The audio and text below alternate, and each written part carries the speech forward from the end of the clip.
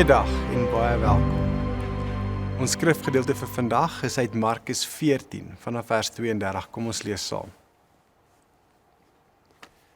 Toe kom hulle in 'n plek waarvan die naam Getsemane was.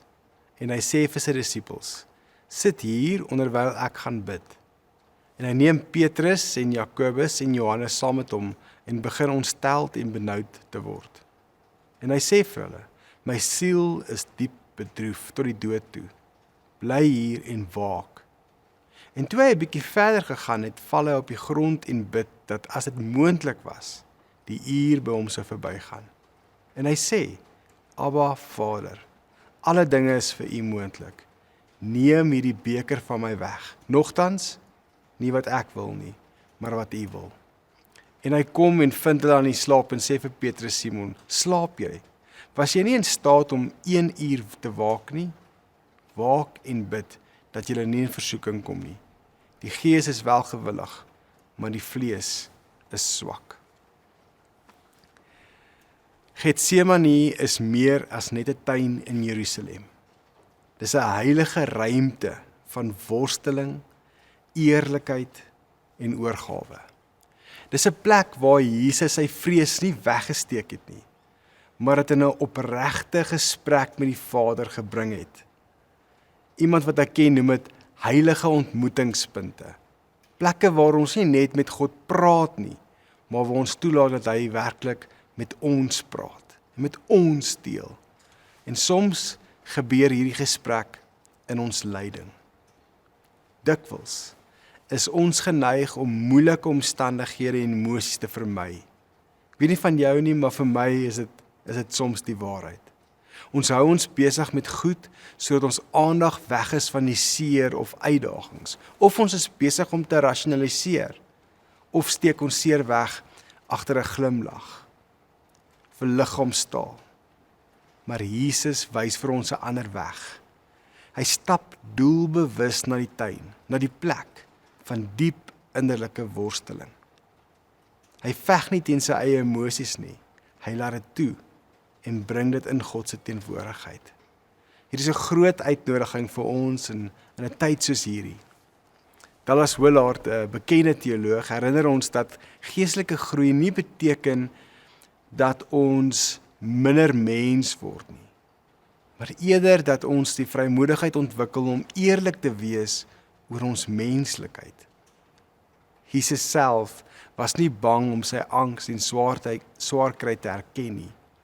In Getsemane, op hierdie plek, sien ons hoe hy sy Vader vertrou, al voel hy oorweldig. Hy vra sy disippels om naby hom te bly, al weet hy, hulle gaan val. En hierin lê 'n belangrike les vir ons. Ware geloof vereis nie dat ons altyd sterk is nie, maar eerder dat ons bereid is om ons broosheid in God se hande te plaas.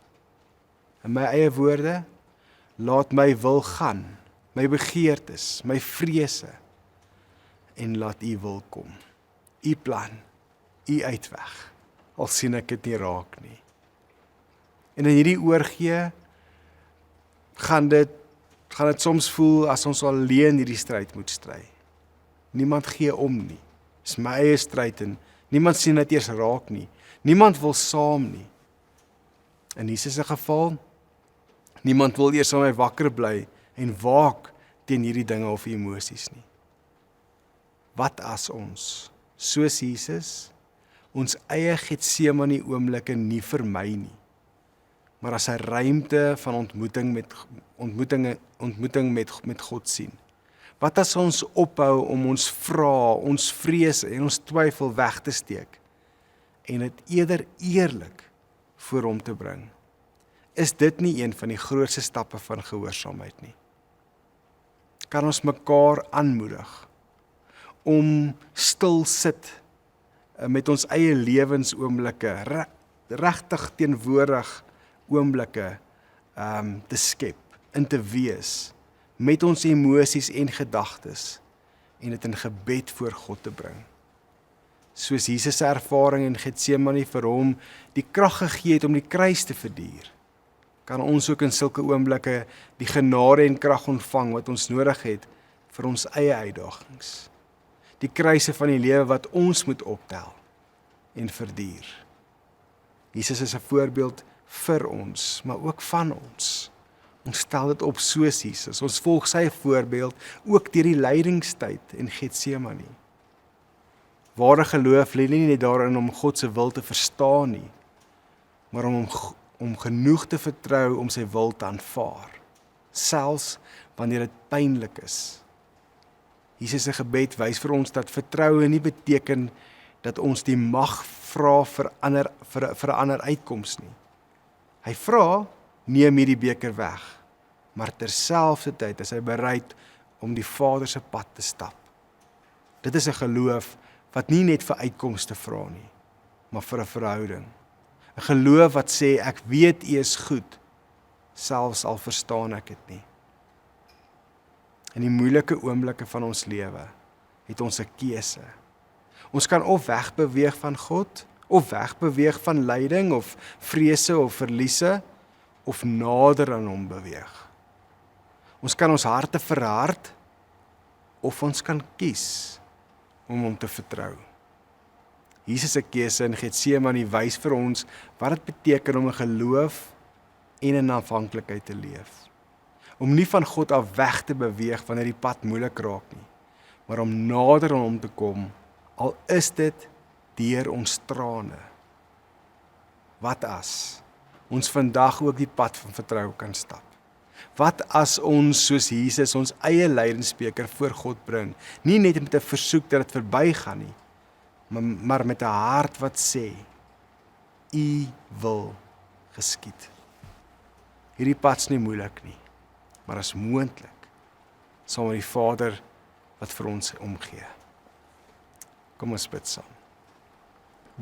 Hemelse Vader, ons kom na U toe in ons gebrokenheid, in ons eie tekortkominge, teleurstellings, verliese, ons eie lyding.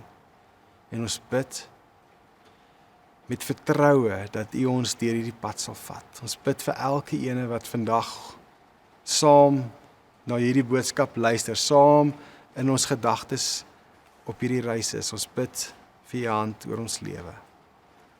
In Jesus naam. Amen.